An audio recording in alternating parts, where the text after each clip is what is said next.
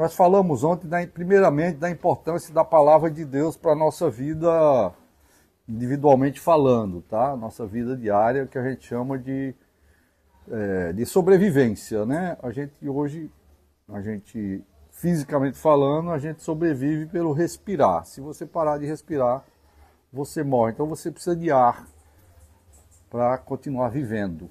Do ponto de vista espiritual é a mesma coisa, nós precisamos de ar. E esse ar, espiritualmente falando, é o Espírito do Senhor. Amém. Que na Bíblia tem vários nomes. O Espírito, Espírito Santo, Espírito do Senhor. No grego essa palavra é pneuma, que significa ar.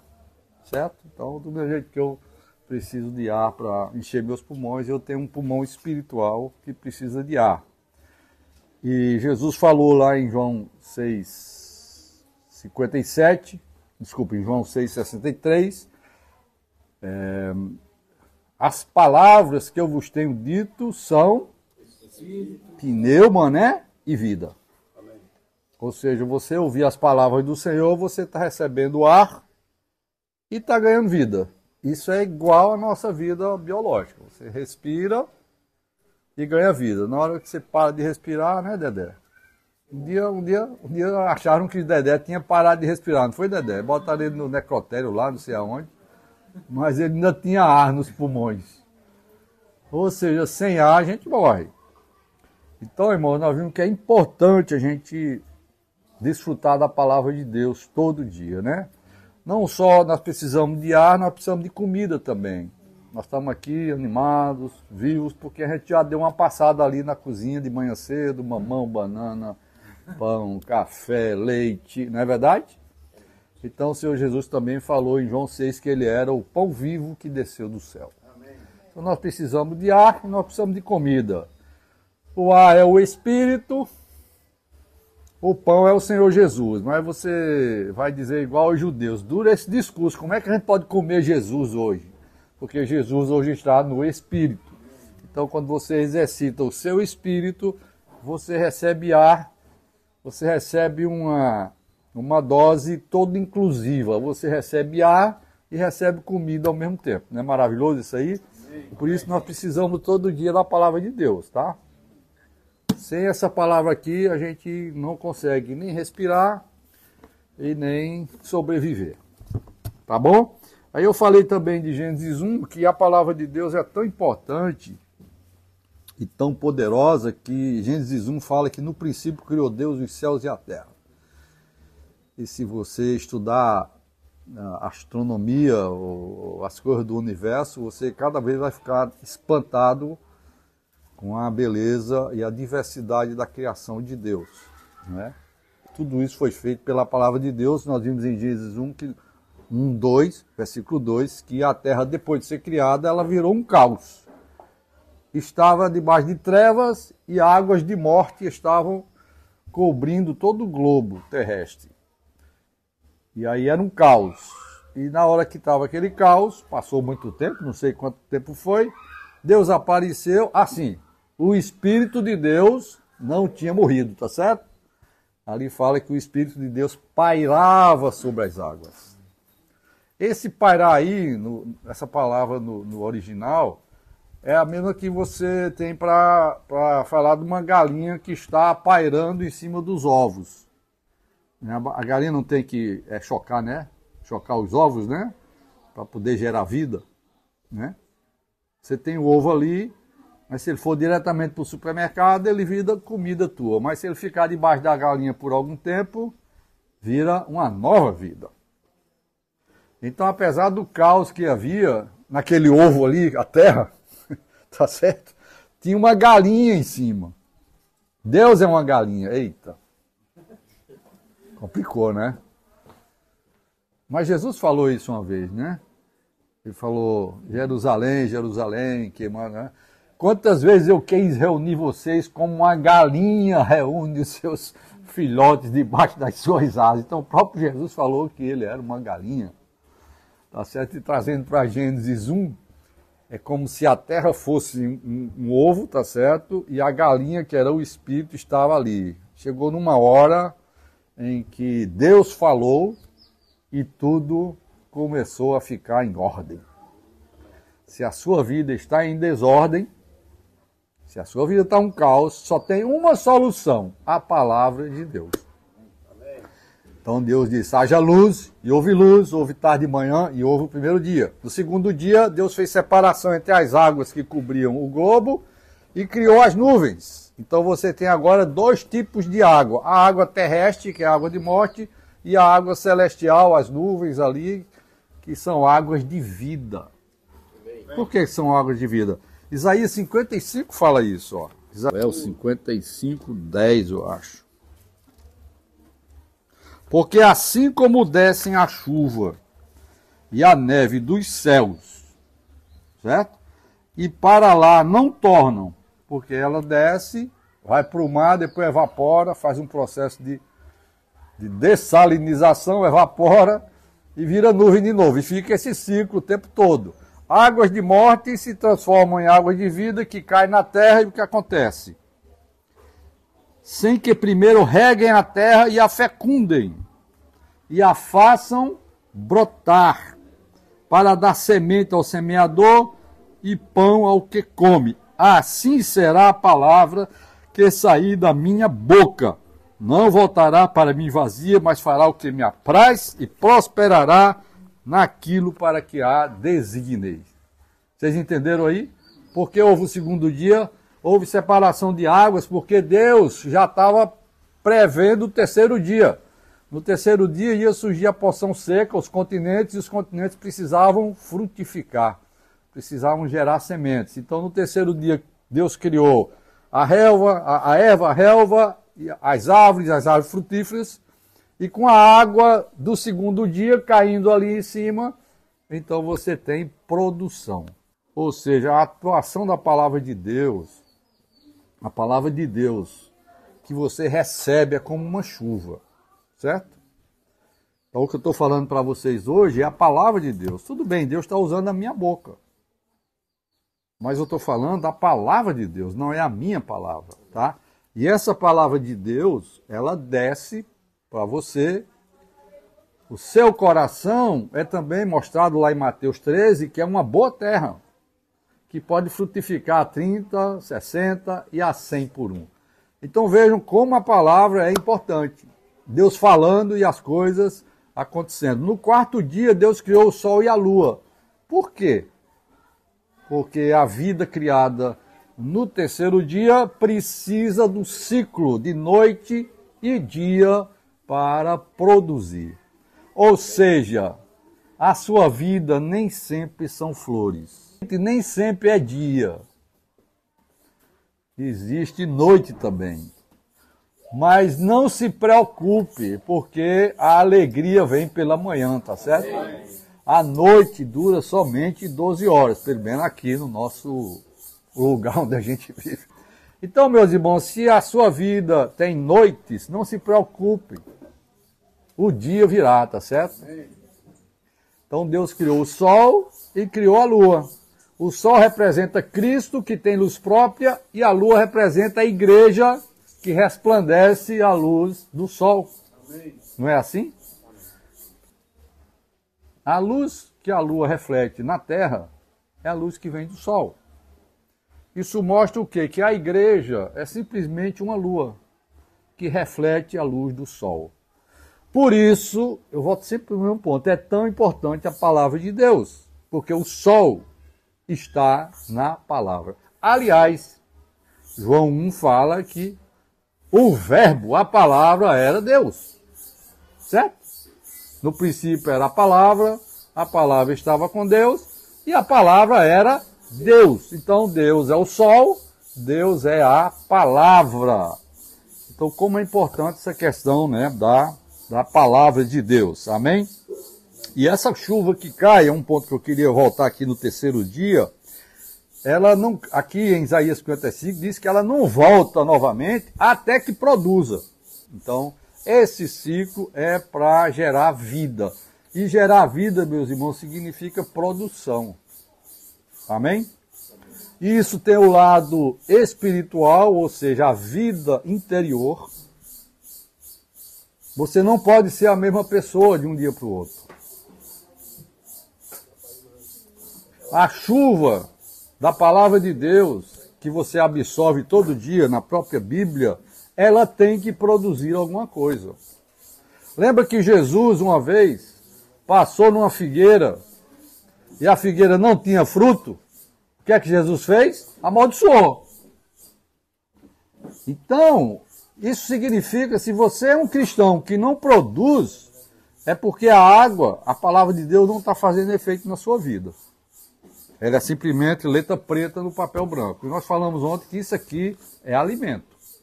Se você orar as palavras da Bíblia, eu digo a você que a sua vida vai mudar.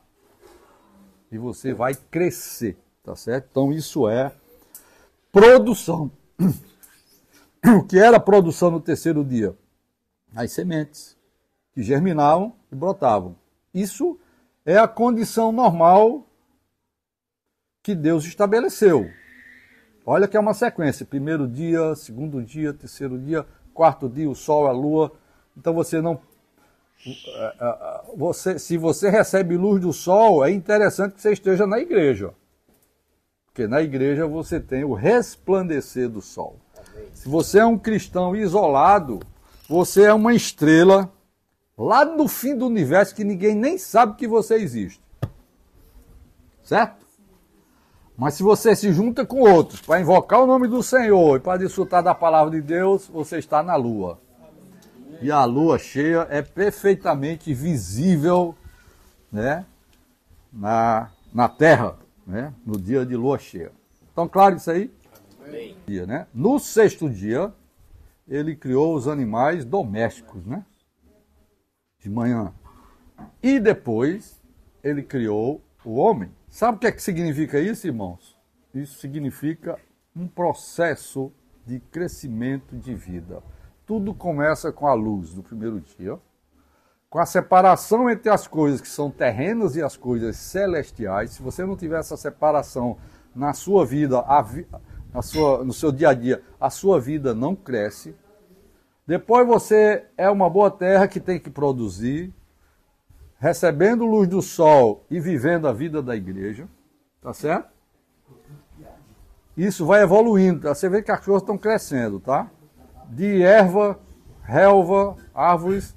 No sexto dia tem os animais domésticos, a vaca, né, os cordeirinhos e tal, que são animais mais elevados ainda, um nível de vida mais elevado. E no final tem o homem, que é o nível de vida mais elevado da criação de Deus. Isso significa dizer que a vida que Deus tem 7 dias da criação, não é para a gente estar discutindo se 7 dias foi 7 dias de 24 horas, 7 dias de 48 horas, 7 dias de milhões de anos. E esqueçam isso, meus irmãos, isso não serve para nada, essas discussões. O que nós precisamos ver em Gênesis é que Deus é luz, e a luz, através do processo dos 6 dias, tem que se transformar numa vida abundante, numa vida elevada, que é a vida humana, tá certo? E no final, o sétimo dia, que é o primeiro do homem, o que é que aconteceu? O homem foi trabalhar? Não é maravilhoso isso aí? O sétimo dia foi o primeiro dia do homem, e o primeiro dia do homem foi descansar. Esse descanso significa dizer que o homem, para começar a vida dele, ele não precisa de nada a não ser de Deus. Amém. O Senhor Jesus disse: eu sou o Senhor do sábado. O sábado é o próprio Senhor Jesus. Então a obra de Deus, essa questão do crescimento de vida, tanto interiormente dentro de você, como exteriormente, a multiplicação de irmãos na igreja, depende desse processo de apego à palavra de Deus e esse processo de crescimento de vida. E no primeiro dia você tem que descansar em quem? Descansar no Senhor. Amém. Não faça nenhuma obra de suas próprias mãos. Não faça nada por sua cabeça, nem por suas opiniões, nem pela sua inteligência, nem pela sua capacidade. Isso aqui tem uns 200 ml, tá certo? Aquela garrafa minha ali tem 650 ml. Quem é que é mais capaz aqui? Esse copo ou aquela garrafa? Você está entendendo que Deus precisa de você mais capacitado? Amém. Não para você usar a sua capacidade, Porque essa garrafa com água, sem água, é a mesma coisa. O importante é a quantidade de água que cabe nela. Quem faz a coisa é a água, não é a garrafa. Mas a garrafa ali cabe mais água do que esse copo aqui. O importante não é o vaso, é o que está dentro do vaso. Mas se o vaso for pequeno, Deus, por maior que seja, ele vai estar limitado em você. Eu sempre digo para os jovens, estudem, se formem, aprendam a fazer as coisas, vão trabalhar, levar grito do patrão, bater ponto. Deus não pode usar o homem se a vida humana dele não for elevada. Você não pode ser uma pessoa displicente, você não pode ser uma pessoa negligente, você não pode ser uma pessoa que dorme demais, você não pode ser uma pessoa preguiçosa, senão a obra de Deus vai parar na sua mão. Deus é grande, mas ele resolveu fazer uma coisa. Ele resolveu fazer a obra dele através do homem. Amém. Certo? Até o próprio Jesus, o Deus que se encarnou para ser um homem, ele teve que passar 9 meses batendo ponto no ventre da Maria. E esperando ser alimentado pelo cordão umbilical ligado a Maria. O Deus que criou Maria entrou no ventre de Maria e ficou dependendo do sangue da Maria, do coração da Maria, do pulmão da Maria. Vocês estão entendendo que Deus agora depende do homem? Quem era Maria? Um ser humano. E o Deus universal, o Deus grande, estava agora dependendo do ser humano. Deus resolveu usar o homem para fazer a obra dele. Aí nasce Jesus, não no hotel 5 estrelas, mas numa manjedoura, para aprender o que é frio, para aprender o que é uma noite ao relento. Depois quiseram matar ele, teve que subir no jumento e ir para o Egito. Ó, não era perto não, de Belém para o Egito é uma caminhada boa. O deserto. Sol de dia, frio de noite. E Deus, o Criador, experimentando todas essas coisas. No lombo de um jumento. Deus dependendo de um jumento e fugindo de um rei. Já pensaram nisso? Depois que o rei morreu, o Deus menino volta e vai crescer na casa de um carpinteiro. Não foi na casa de um sacerdote. Não foi no templo em Jerusalém. Ele foi crescer na casa de um carpinteiro e foi aprender a fazer mesa, cadeira, tamborete. Só aos 30 anos, o Deus eterno, o Deus criador, pode pegar aquele homem trabalhado, experimentado, capacitado para exercer o seu ministério de apenas 3 anos. Para cada 3 anos, Deus precisa de 30 para preparar o homem. E ele era Deus. Você está se preparando? Como é que está a sua vida? Você é disciplinado? Você cuida da sua saúde? Desculpa aí, isso é coisa que nem eu mesmo cuido direito, tá certo? Disciplina não é coisa fácil. Deus também disciplina os seus filhos. Não pense que todo sofrimento que Deus manda para você é castigo, não. Isso não é verdade. O sofrimento, as dores, as doenças, muitas vezes que Deus manda para nós, isso é a disciplina de Deus. Isso está escrito lá em Hebreus. Ele é um pai que disciplina o seu filho. Se você não recebe a disciplina de Deus, você não é filho. Você é um bastardo. Bastardo é aquele filho adotado, filho, né, que não é filho legítimo. Então, nós temos que ter, irmãos, na vida da igreja, uma vida muito disciplinada. Nós precisamos cuidar do nosso corpo, nós precisamos cuidar da nossa mente, cuide da sua mente, cuide do seu corpo, tá certo? E desde ontem que eu falo que a gente tem que cuidar do espírito.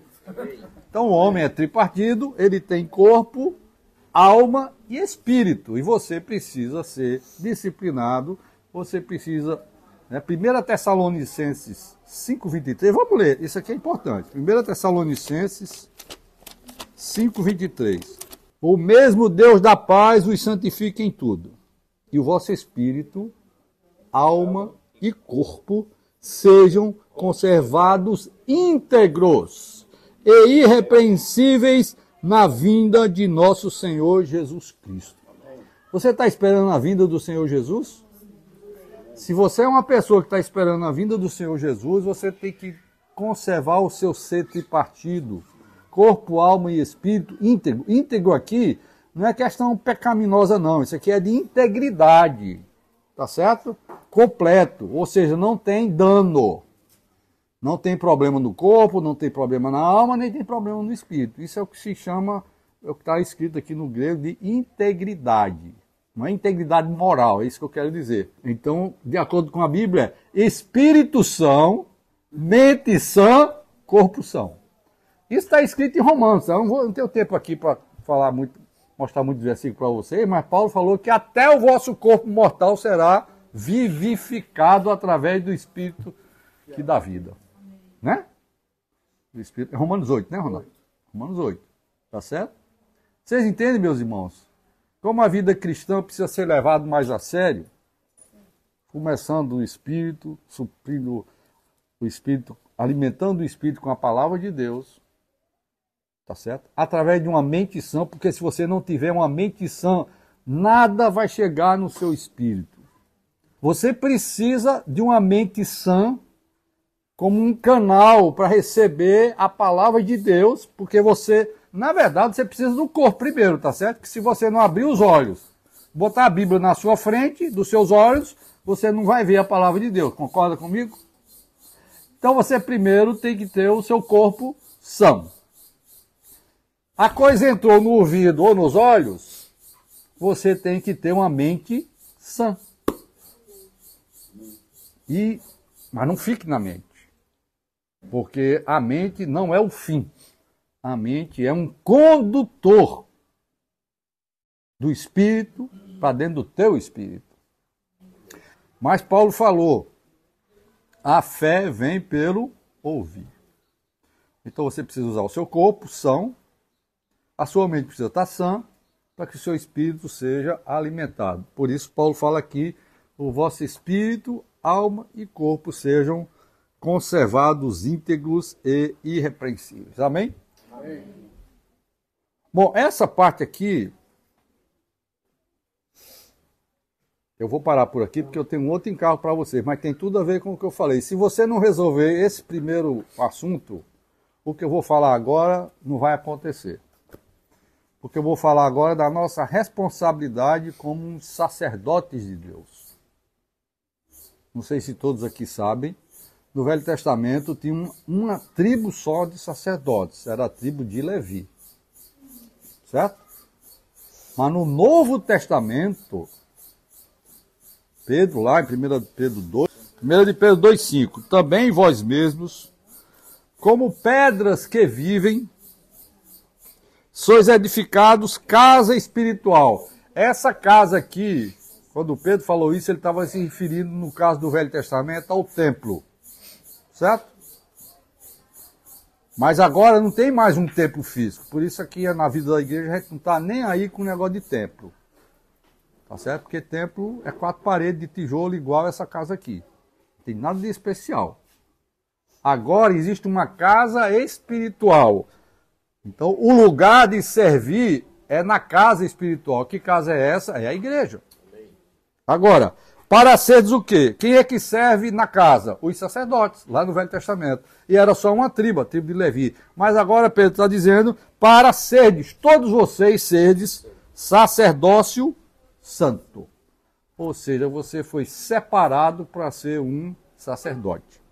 A fim de oferecer sacrifícios, não mais os bois, os animais, as ovelhas, mas sacrifícios espirituais, agradáveis a Deus, por intermédio de Jesus Cristo, que agora é o nosso sumo sacerdote, pois isso está na Escritura.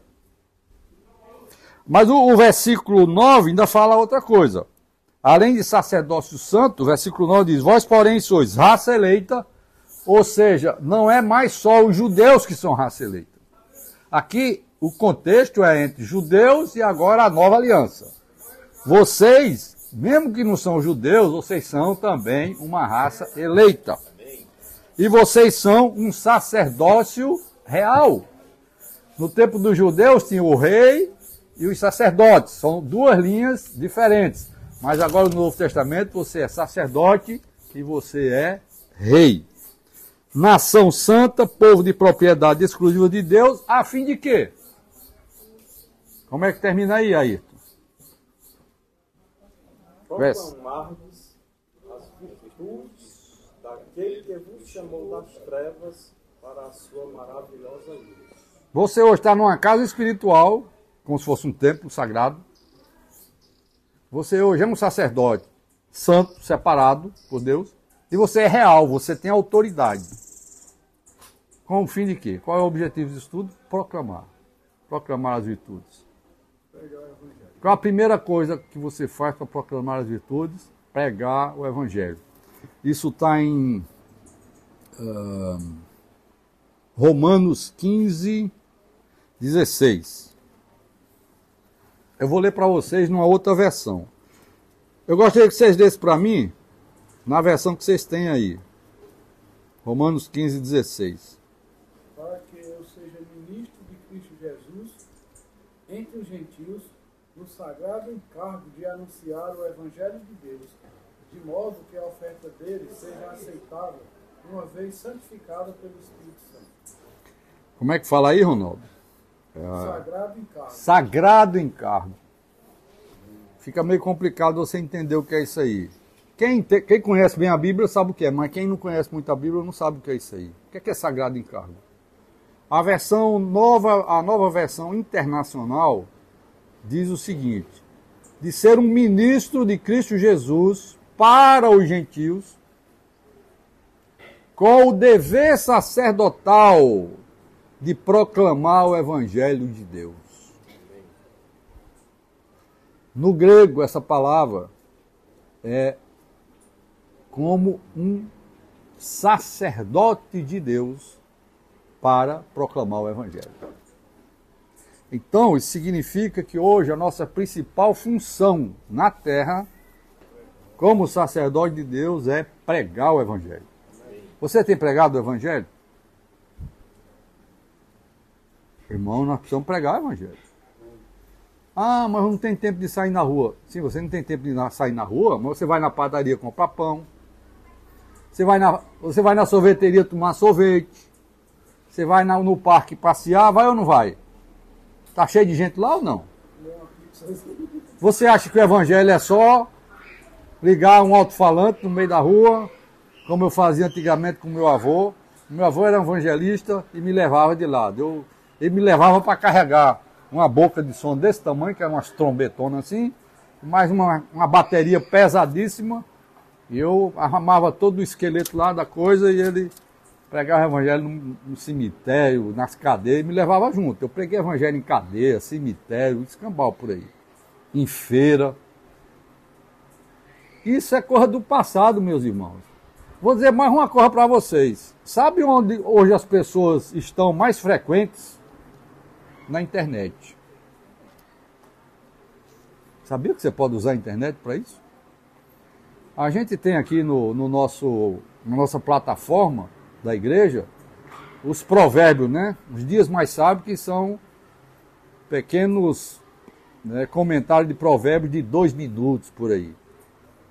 Faz 2 anos que todo dia eu mando o provérbio do dia para todo o condomínio onde eu moro, para minha família daqui, a minha família da Paraíba. Mando para os grupos familiares, para os líderes. Mando para um grupo que eu participo de líderes cristãos do Brasil inteiro, com quase 1000 pastores. Essa é uma maneira de pregar o Evangelho. Não vai se acomodar nisso também, que às vezes é meio confortável. Está só em casa. Olha o Zap, depois volta, vai no YouTube, volta. Ah, vou pegar o Evangelho agora. Não pode ser assim, tá certo?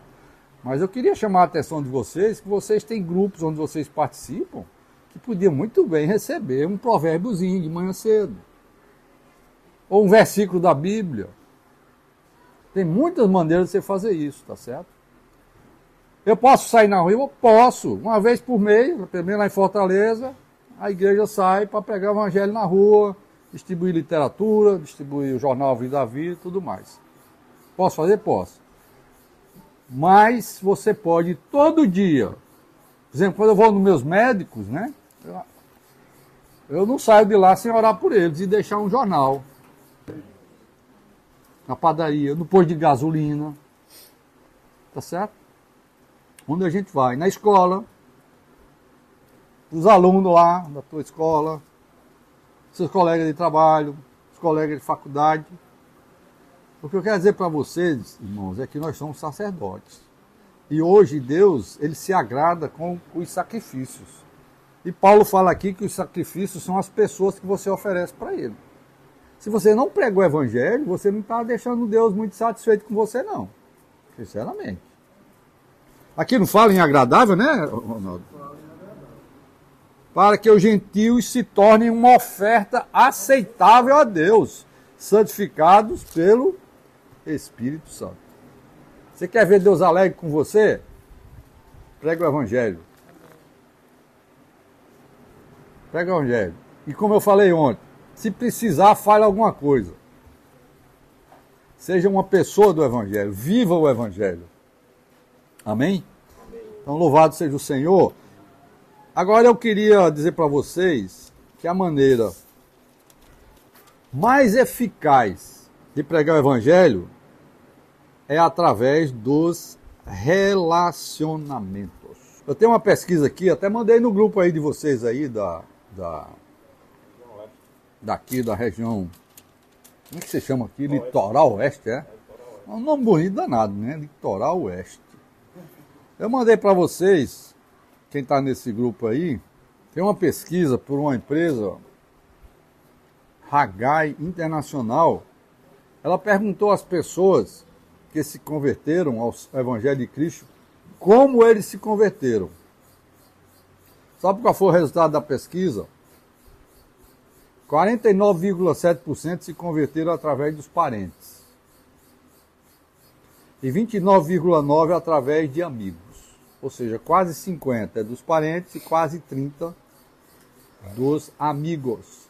Isso significa quase 80%. Pouquíssima coisa para 80% das pessoas que conheceram Jesus foram através de amigos e parentes. O que é que nós chamamos hoje, na linguagem de hoje? Relacionamentos. Aí sobra 20% para cruzadas evangelísticas, literatura, Bíblia, trabalho pastoral, programa de rádio, sermão, outros meios, filmes e programa de TV. Só 20%. Isso aqui é ciência, tá?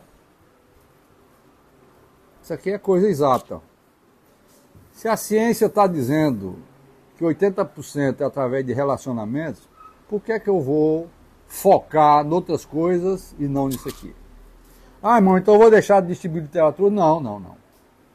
A literatura é uma porta de entrada.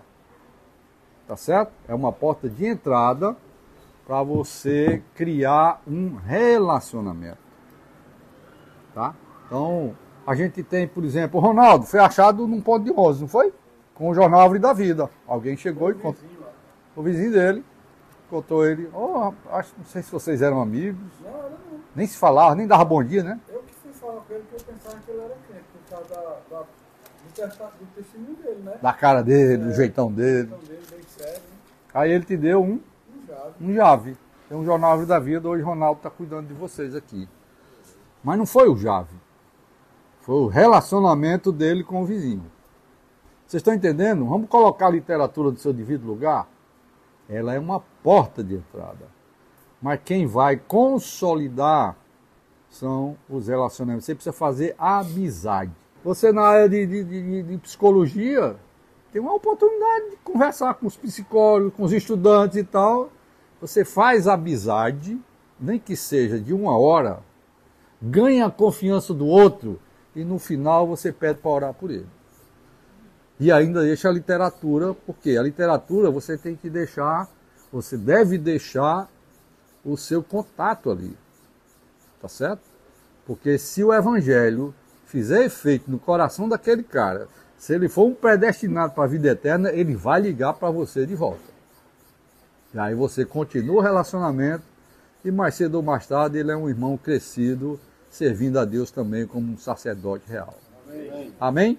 Amém. Então a literatura é uma estratégia, mas ela não é um fim em si mesma. Tá certo?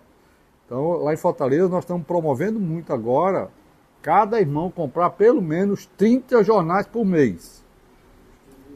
Um por dia, pelo menos. Isso é pouco, tá? Um por dia você tentar conversar com a pessoa. Não é chegar no meio da rua e pegar aqui e chorar, não é isso não. Tentar fazer algum tipo de relacionamento, consultório, na escola, seja lá onde for, deixa um chave com seu telefone, tal.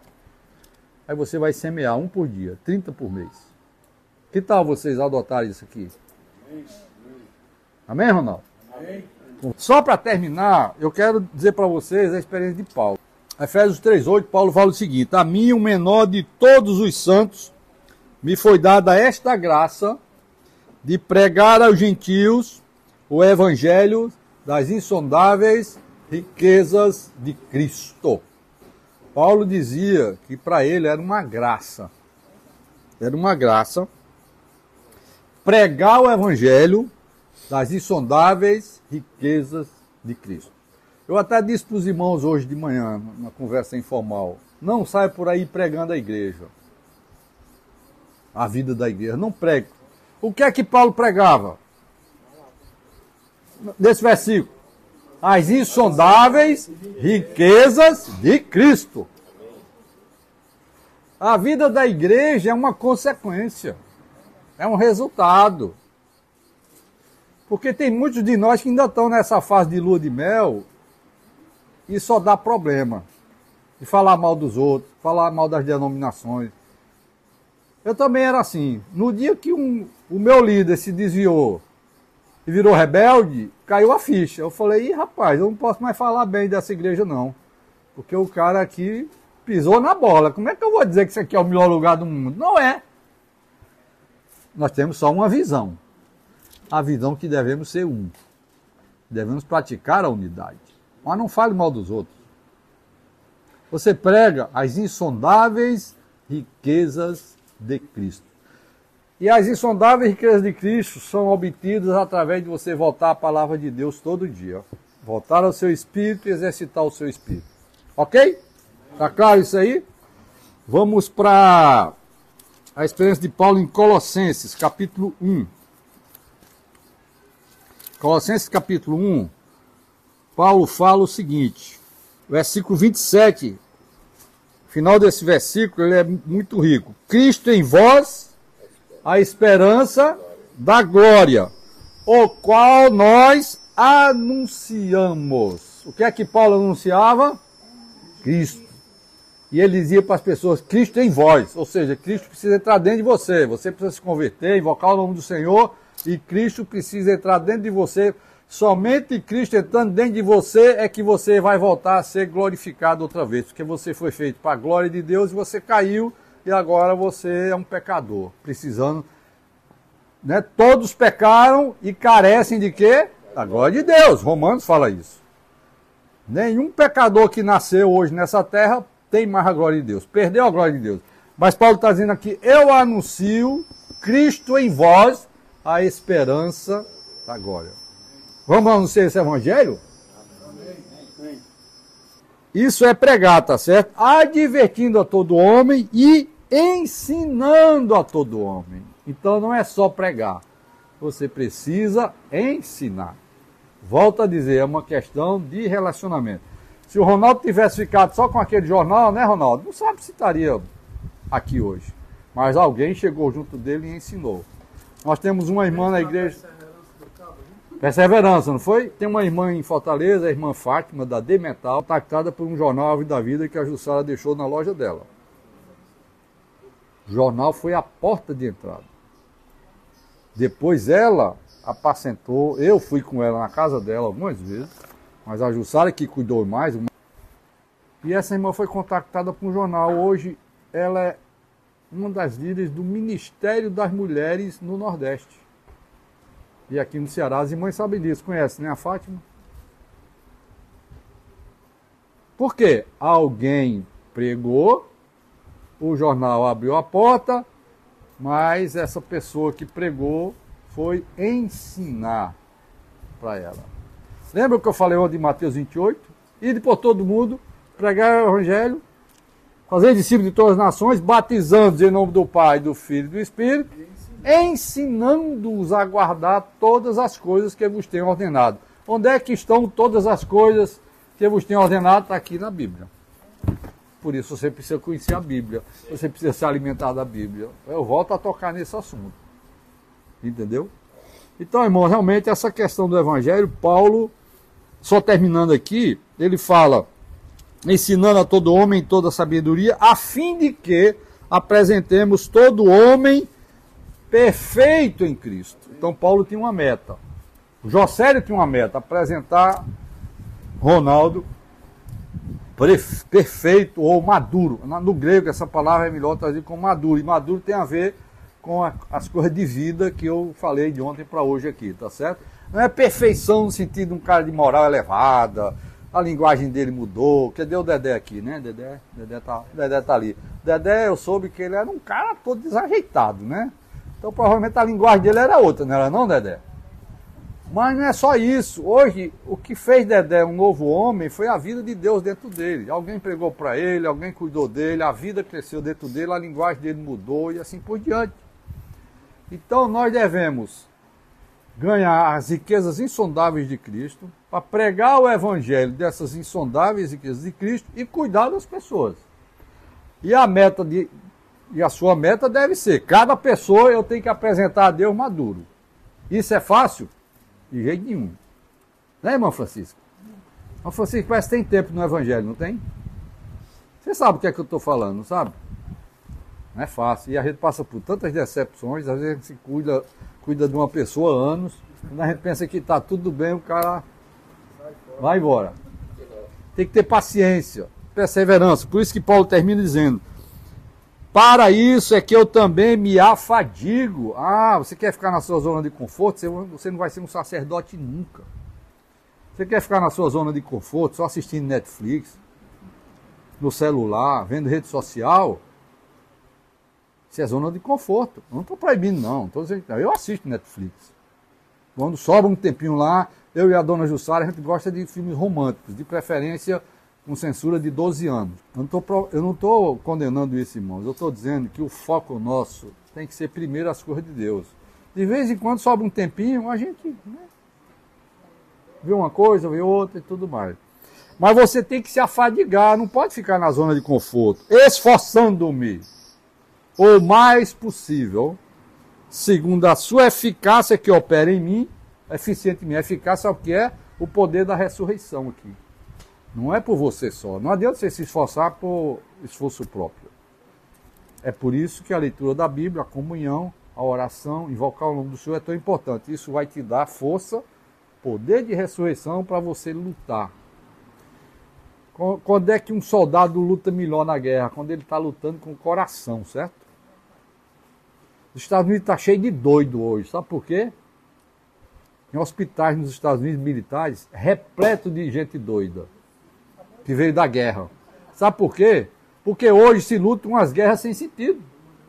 O que é que os americanos têm a ver com o Afeganistão, com o Iraque, com não sei o quê? Claro que a gente sabe que por trás disso tem o dinheiro, tem a economia e tal. Mas o coitado do jovem vai para uma guerra dessa para satisfazer uma política econômica, interesses políticos, e você vai e volta, sabe o quê? Doido. Se o teu país está sendo invadido e você é chamado para a guerra, isso aí é outra história. Aí você vai lutar com uma força interior. Certo? E aí você vai voltar da guerra com um pouquinho de juízo a menos, mas não vai parar no hospital não, tá certo? Vocês estão entendendo? Precisamos sair da nossa zona de conforto, precisamos nos esforçar, nos afadigar para apresentar todo homem maduro em Cristo. Pregue o Evangelho. Se necessário, fale alguma coisa. Pregue o Evangelho a tempo e fora de tempo. Paulo também falou isso. Falou por Timóteo. Insta, prega a palavra. Quer oportuno, quer não. Prega. Prega todo dia. Prega em qualquer lugar. Usa a literatura como porta. Mas, meus irmãos, eu encerro só lembrando isso. O nosso serviço aqui na terra é um serviço sacerdotal. Deus está esperando o aroma das ofertas subirem, e as ofertas são as pessoas que nós levamos para Deus. Eu espero que essa comunhão desse final de semana possa produzir alguma coisa em vocês. Eu dei alguma coisa sobre coisas da vida humana, que são importantes. O vaso tem que preparar, a disciplina tem que existir, tá certo? Vocês estão entendendo como a gente precisa se qualificar? Você abre mais portas, tá certo? Desde que você se entregue na mão de Deus. Saia da zona de conforto, seja um sacerdote real. Amém? Amém. Jesus é o Senhor. Amém.